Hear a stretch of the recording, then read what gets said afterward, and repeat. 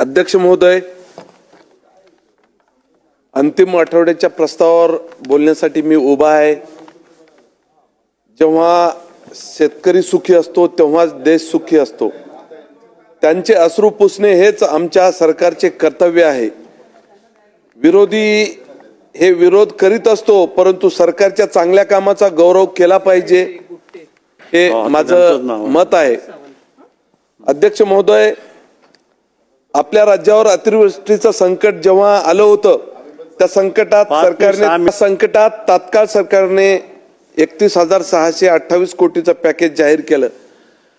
14, 15, 16 ऑगस्टला आमच्या नांदेड जिल्ह्यात अतिवृष्टी झाली होती आणि 27, 28 ऑगस्टला।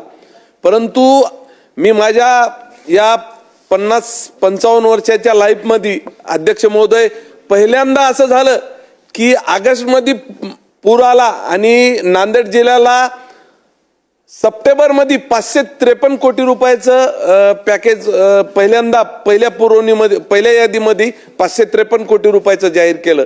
असं कधीच झालं नव्हतं। आता जे बोलू लागली विरोधी पक्षाची मंडळी, हे ठीक आहे विरोध म्हणून बोला, परंतु असं कधीच घडलं नव्हतं। एवढ्या इमिजिएटली 553 कोटी रुपये मंजूर सरकारनं केले आणि लोकांना पैसे सुद्धा दिपोळीच्या पहिले मिळाले।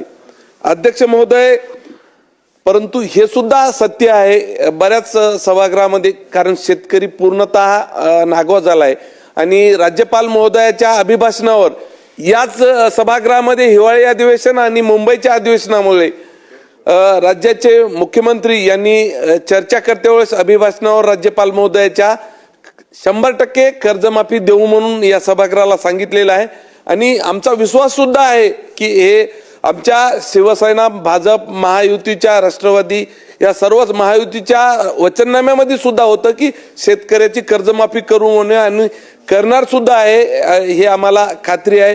परंतु लवकरात लवकर करावी असं मी आपल्या माध्यमातून सरकारला विनंती करतो।